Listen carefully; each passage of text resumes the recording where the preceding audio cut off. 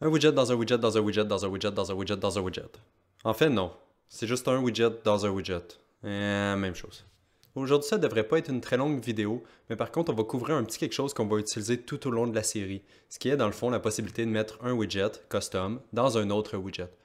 Et ça va nous être très pratique pour toutes les fois où on veut utiliser la même logique à plusieurs endroits dans notre debug menu, mais aussi dans le jeu. Mais pour aujourd'hui, on va commencer par quelque chose de très simple. On va avoir simplement un debug menu qui nous permet d'exécuter des console commands quand on clique sur les boutons. Parce qu'il faut bien commencer à quelque part. Et c'est parti. On va commencer directement par ce qui nous intéresse, notre bouton qui nous permet d'exécuter des console commands. Donc je vais aller dans Unreal, dans mon dossier de debug menu. Ici, je vais me créer un nouveau dossier, donc New Folder, que je vais appeler Widget. Et ce dossier va contenir tous les futurs widgets qu'on va réutiliser à plusieurs endroits dans notre debug menu. Donc je vais l'ouvrir.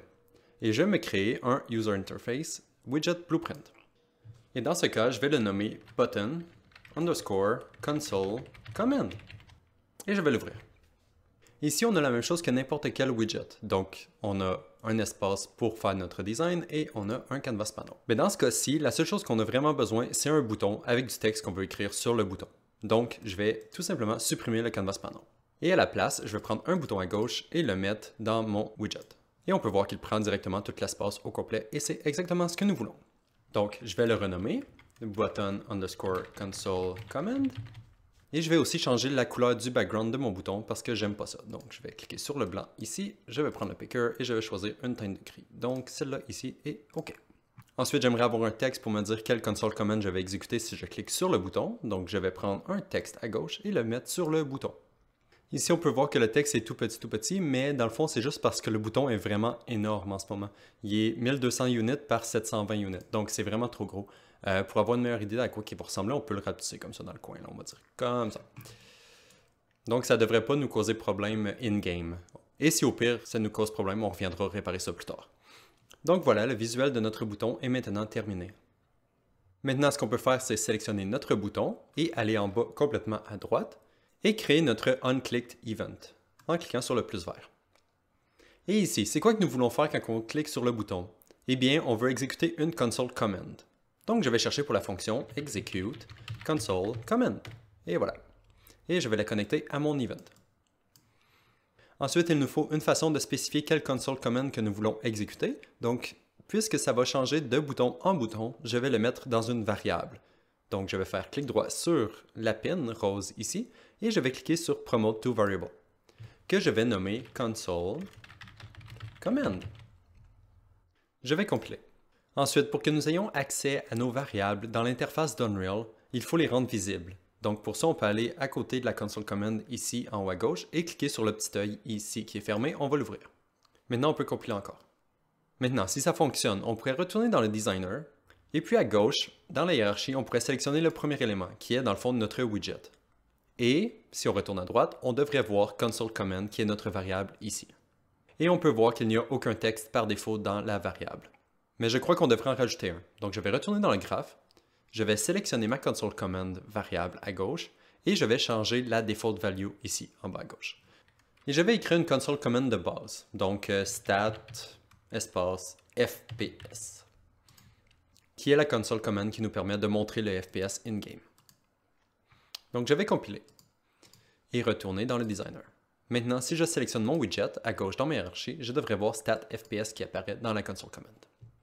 La dernière chose qu'il nous reste à faire, c'est de faire en sorte que le texte qui se retrouve dans la console command se retrouve dans le text block qui est sur le bouton ici en ce moment. Donc pour ce faire, je vais retourner dans le graphe et sélectionner mon text component à gauche. J'ai pas de text component. OK. Ça, c'est parce que notre text component n'est pas en mode variable par défaut, comparativement à nos boutons qui le sont. Donc je vais retourner dans le designer, je vais sélectionner mon text block ici, et en haut à droite, on peut voir le isVariable dans le coin. On peut cocher cette case. Une fois que la case est cochée, on retourne dans le graphe et le text console command est maintenant présent. Parfait, je peux le prendre. Get console command. Parmi nos trois events de base, cette fois, je vais utiliser le preConstruct. Donc, je vais supprimer les deux autres. Donc, c'est quoi la différence entre le preConstruct et le construct? En bref, c'est que le preConstruct, il s'exécute et dans l'éditeur et in-game, alors que le construct s'exécute seulement in-game. Et dans mon cas, comme que je veux que le texte apparaisse directement sur le bouton au moment où je l'écris, je vais utiliser le préconstruct. Donc, ce que je vais faire, c'est prendre le console command text ici, et je vais faire un set text. Et je vais prendre le dernier en bas complètement, set text, comme ça ici, que je vais connecter au préconstruct.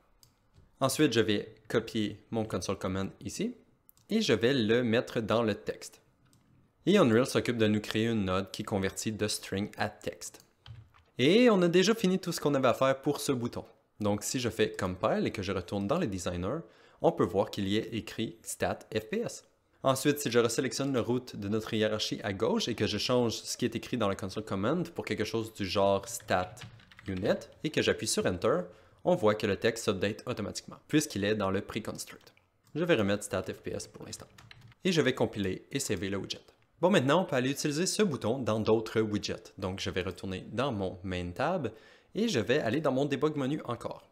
Ici, si on se rappelle bien, si mettons j'ouvre le Debug menu, le widget Debug menu, on peut voir qu'on a un système de tabs qui nous permet d'afficher différentes tabs. Ici, entre les vidéos, j'ai ajouté un petit background pour que ce soit plus clair, mais bon, c'est pas important dans notre cas.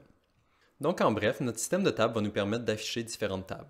On pourrait simplement faire que toutes nos tabs et toute la hiérarchie de leurs components soient directement dans ce widget ici. Mais à la longue, on se retrouverait avec vraiment beaucoup de components dans notre hiérarchie ici, surtout si on a 10 tabs, 20 tabs, 30 tabs, peu importe. Et surtout, ça nous ferait beaucoup de code dans le graph. Donc à la place, on peut séparer tout ça dans différents widgets qu'on va ensuite pouvoir ajouter à ce widget dans notre système de tab. Nous allons donc nous créer un widget qui va apparaître lorsqu'on clique sur notre tab 1. Donc je vais retourner dans l'onglet principal et je vais me créer un autre dossier. Et cette fois, je vais l'appeler tabs, parce qu'il va contenir tous nos tabs. Et je vais l'ouvrir. Ici, je vais me créer un user interface widget blueprint encore, et je vais le nommer tab underscore console commands.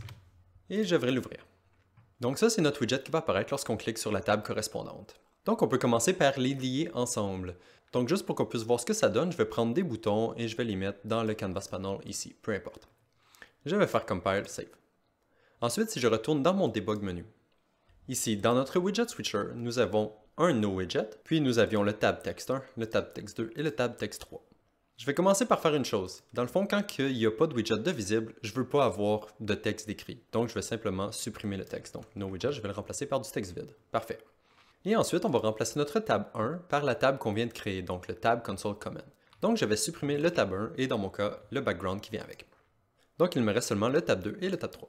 Ensuite, dans la palette ici, si je scroll jusqu'en bas, on peut voir le User Created catégorie, qui est dans le fond tous les widgets que nous créons nous-mêmes. Donc, si je l'expande, ici, je peux descendre et on devrait voir les widgets que nous avons créés. Donc, Button Console Command qui est ici et il y a Tab Console Command qui est ici.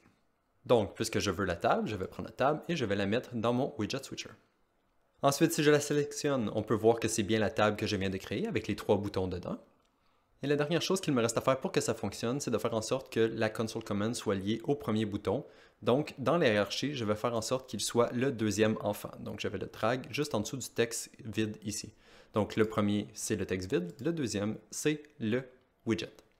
Et ensuite, pour que ce soit plus représentatif, je peux aller renommer mon texte qui est sur le bouton de la table en haut à gauche pour quelque chose comme console commands. En fait, c'est un peu long, donc je vais juste mettre commands. Parfait. Faites aussi sûr de renommer votre texte et votre bouton. Donc, à la place de texte tab 1, ici, ça va être text commands. Et le bouton, à la place de bouton tab 1, ça va être bouton commands. Maintenant, je peux compile, save. Et on peut aller tester directement ça in-game. Donc, si je retourne dans mon level, je fais play. Maintenant, j'ai mon bouton qui s'appelle commands. Donc, j'ai mes tabs 2 et 3 comme avant. Et si je clique sur commands, on peut voir mes 3 boutons que j'ai ajoutés dans mon interface de tab console command.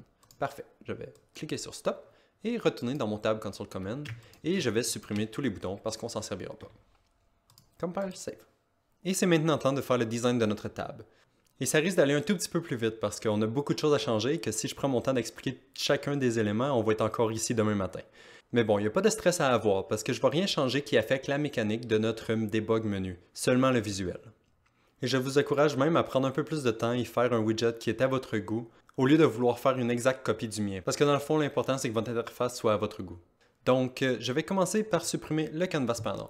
Et dans mon cas, je veux avoir plusieurs boutons de console command qui se superposent à la verticale. Donc, je vais ajouter une vertical box à la place. Ensuite, je vais aller dans mes User Created et ajouter mes boutons de Console Command, donc Button Console Command que je drop ici. Et pour avoir une meilleure vue de à quoi ça va ressembler, je vais aller en haut à droite dans le coin et remplacer Fill Screen par Desired. Ce qui nous permet de mieux focuser sur notre widget maintenant qu'il prend seulement l'espace qu'il a besoin dans l'écran. Donc, nous avons notre premier bouton qui est Stat FPS. Maintenant, j'en veux un deuxième parce que je veux plusieurs console commands. Donc, je le duplique avec CTRL W et je peux changer la commande. Donc, à la place de Stat FPS, je vais prendre Stat Unit, qui est une autre console command qui est très utile, et je vais le dupliquer encore. Cette fois, je vais le changer pour Stat UObjects. Et on pourra en rajouter quelques autres. Donc, je vais le dupliquer encore. Cette fois, je peux essayer des show flags. Donc, je vais faire show flag point static meshes espace 0. Ensuite, je vais le dupliquer une autre fois. Au lieu de static meshes espace 0, je vais faire espace 1. Et je vais en faire un autre. Donc, show flag, au lieu de static mesh, on va faire wireframe espace 0. Et le dupliquer une deuxième fois pour wireframe espace 1. Parfait. Donc, on a plein de console commands qu'on va exécuter in-game. Ensuite, je trouve que mes boutons sont trop près les uns des autres, donc je vais tous les sélectionner et ajouter un peu de padding. Donc, je vais aller dans padding ici et je vais écrire, on va dire 5. Ce qui rajoute de l'espace entre chaque bouton. Et en fait, j'aimerais avoir tous ces boutons-là dans une boîte qui peut être collapsible, donc qu'on puisse les cacher si on veut. Donc, ce que je vais faire, c'est que je vais aller à gauche et je vais aller voir dans MISC. Je vais prendre une Expandable Area et je vais l'ajouter à mon Vertical Box, ici. Et dans la Expandable Area, si on expand ici, il y a le header et le body. Donc, dans le header, on peut rajouter un texte. Donc, je vais prendre un texte que je vais mettre dans le header. Et ce texte, je vais le nommer Console Commands. Et pour le body, dans le fond, je vais m'en servir pour mettre tous mes boutons. En ce moment, vu que la Vertical Box est parent du Expandable Area, on ne peut pas vraiment faire ça. Donc, je vais me rajouter une deuxième Vertical Box, donc Vertical Box, que je vais mettre dans le body. Et ensuite, je peux prendre tous mes boutons et les mettre dans cette nouvelle Vertical Box. Donc maintenant, on dirait que tout a disparu parce que le Expandable Area est collapsed. Donc, ce qu'on peut faire, c'est sélectionner notre Expandable Area à gauche et à droite, dans les variables, on peut cocher Is Expanded. Voilà. Et maintenant, j'aimerais avoir une couleur différente entre le background derrière le texte et le background derrière mes boutons. Donc, je vais faire clic droit sur ma Vertical Box qui contient mes boutons et je vais chercher pour Wrap with Border, qui va nous permettre de setter la couleur du background. Ensuite, je peux changer cette couleur en sélectionnant le border et en changeant le brush color. Donc, je vais mettre, on va dire, noir. Ensuite, je vais changer le padding. Donc, dans Content Padding, je vais mettre, on va dire, 5 ou peut-être 10. Quelque chose comme ça, juste pour avoir un espace entre les boutons et le bord de notre box. Et en fait, là, je trouve qu'il y a trop d'espace entre chacun des boutons. Donc, je vais aller dans mes boutons, tous les sectionner et changer le padding pour, on va dire, 2. Comme ça fait plus de sens. Ensuite, j'aimerais peut-être avoir une autre ligne noire autour de mon titre ici. Donc, ce que je vais faire, c'est aller faire clic droit sur ma Vertical Box et je vais faire Wrap with Border encore une fois. Dans ma border, je vais changer la couleur, donc on va dire noir, encore une fois. Et maintenant, si je zoome, le padding ressemble un peu à ça. Je veux faire sûr que le padding soit égal partout, donc on va dire 2. Et voilà, donc il y a une ligne noire, la ligne grise et maintenant l'intérieur. On va voir ce que ça va donner in-game et on peut toujours revenir pour modifier tout ça si ça ne fait pas de sens. Donc là, ici, dans notre hiérarchie, on a une Vertical Box de trop, parce qu'on avait fait nos tests au début. Donc, je vais faire clic droit sur la Vertical Box, Replace with Child, qui va le remplacer par l'enfant. Donc, c'est la même chose que de le supprimer. Et voilà, on a notre tab. Là, par contre, le texte est un peu gros. On va voir in-game là, ce que ça donne, mais je pense que le texte est un peu gros. On va falloir qu'on change ça. Mais avant, on peut compile save et aller voir ce que ça donne in-game. Donc, si je fais play maintenant, j'ai ma tab Commands. Si je clique dessus, ouais, le texte est vraiment gros. Mais par contre, notre box semble bien fonctionner. J'ai même un Expandable Area ici que je peux expand si je veux. Et j'ai tous mes boutons en dessous. Donc parfait, on va aller réduire le texte un peu parce que là, c'est un peu trop gros. Donc je vais retourner dans Tab Console Command. Pour le texte ici, en titre, je vais aller à droite dans Font. Et je vais changer le texte. Donc au lieu d'être 24 en 16, on va dire, je vais mettre 16. Ensuite, pour changer le texte dans nos boutons, puisque c'est des widgets, il faut aller changer directement dans le widget. Donc, je vais retourner dans mon button Console Command, sélectionner le stat FPS que j'ai ici. À droite, dans la font, je vais mettre, on va dire, 14 ou peut-être 12 même. Et je vais changer le typeface, je vais enlever le bold et je vais mettre du regular à la place. Maintenant, je peux compile save. Si je retourne dans mon tab Console Command, maintenant on peut voir que tous les boutons, ils ont été updatés. Et maintenant, on voit très bien qu'il y a trop de padding ici. Donc, ce que je vais faire, c'est sélectionner ma vertical box et ajuster le padding. Donc, on va dire 5. Voilà, ça fait plus de sens. Et si on va voir ce que ça donne in-game, donc compile, save et retourner dans le level. Et si on fait play, j'ouvre ma tab et voilà. Ah, c'est un peu petit par contre. Peut-être que c'est trop petit. Quoique, en fait, si j'appuie sur F11 et que je mets en full screen, maintenant on voit vraiment la vraie grosseur que la table aurait dans un écran full screen. Et je crois que ça fait quand même du sens. Peut-être que c'est un peu trop petit, peut-être que c'est un peu trop gros, mais bon, c'est à vous de décider. Quelque chose que j'aime pas, c'est peut-être que le texte est trop près des bords du bouton, donc j'aimerais avoir un peu plus d'espace entre le texte et le bord du bouton. Et peut-être même chose pour le texte en haut ici. Donc on va aller changer ça rapidement.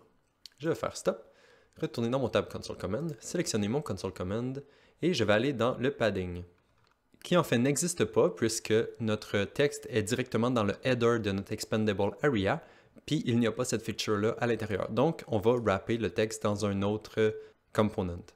Donc, je vais faire wrap with, et je vais choisir un component qui permet d'avoir du padding, donc un overlay par exemple. Maintenant, j'ai accès au padding sur mon texte, et je peux mettre, on va dire, 5 de padding. Et en fait, j'aimerais avoir un peu plus de padding à droite qu'à gauche, donc je peux expand padding. Et ici, dans padding right, je peux dire, mettons 20 ou peut-être 30. Comme ça permet aussi d'avoir une largeur minimale à la fenêtre. Parfait. Maintenant, pour les boutons, j'aimerais avoir un peu plus d'espace en haut et en bas, donc je vais retourner dans mon bouton Console Command et je vais changer le padding. Donc, on va dire combien de padding qu'on peut mettre? 4, peut-être 5. On va voir. Compile, save, on retourne dans le tab. À 5 padding, ça commence à faire du sens. OK. Ça me va, donc on va y aller comme ça. Je save et je retourne dans le level. Maintenant, si je vais dans Command, j'ai mon texte ici qui a un peu de padding et qui fait du sens. Et si je vais en full screen, ça fait encore plus de sens. Parfait. Mes boutons sont un peu foncés, je trouve, donc je peux changer la couleur de tous mes boutons. Donc je fais stop, retourner dans mon bouton, prendre mon bouton, changer le background color, prendre la pipette et choisir une teinte de gris qui est un peu plus claire. Peut-être celle-là. Oh, ok. Maintenant, compile, si je retourne in-game et je fais command, mes boutons sont plus pâles. Donc on peut voir que facilement, si vous aviez 200 boutons dans votre jeu, vous pouvez les changer à un seul endroit et ça les change tout d'un coup. Donc c'est super puissant comme outil. Et même une autre chose que vous pouvez faire, c'est changer votre curseur quand que vous passez votre souris par-dessus les boutons ou des choses qui sont cliquables. Donc ici, command, tab 1, tab 2, tab 3. On peut changer ça pour que ce soit, mettons, une main qui nous permet de cliquer. Donc comme ça va être encore plus clair que c'est un bouton qui est cliquable. Donc, je suis de retour dans mon bouton Console Command et à droite, je peux chercher pour curseur que je peux cocher et que je peux changer le défaut pour end à la place. Donc, je fais Compile Save. Et je vais aller faire la même chose dans mon tab Console Command. Donc, ici, si je sélectionne le header de mon Expandable Area, je peux changer le curseur aussi. Donc, si ma souris passe par-dessus le header de mon Expandable Area, je veux que ce soit une end aussi. Donc, je compile. Et même chose, si je retourne dans mon debug menu, je peux sélectionner mes 3 boutons que j'ai ici en haut et je peux faire la même chose. Donc curseur, je coche la case et je fais end.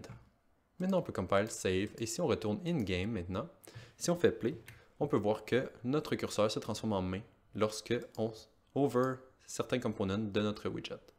Donc maintenant c'est clair quand on peut cliquer et quand on ne peut pas cliquer. Et finalement, on a fini notre interface, mais on n'a jamais testé voir si notre bouton fonctionne. Donc, je vais juste faire full screen pour ça. Et maintenant, si je clique sur Stat FPS, à droite de votre écran, en haut à droite, vous devriez voir le FPS. Ensuite, Stat Unit, ça vous permet de voir d'autres informations par rapport à votre frame, donc le temps qu'elle a pris à être calculé.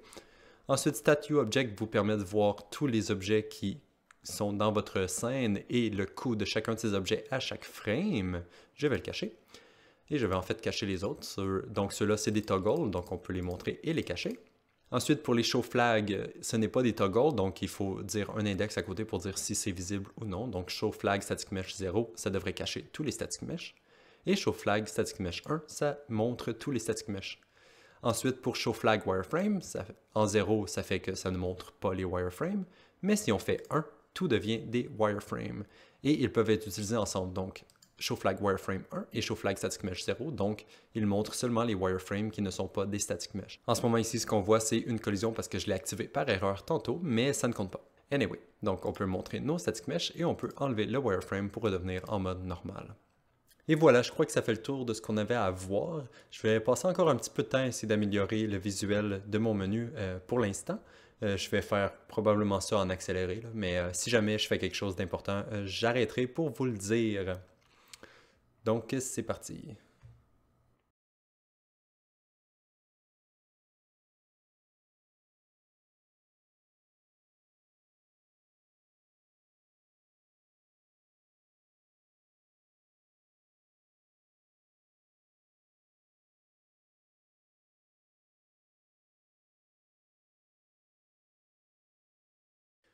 Ok, je pense que ça va être ça pour l'instant.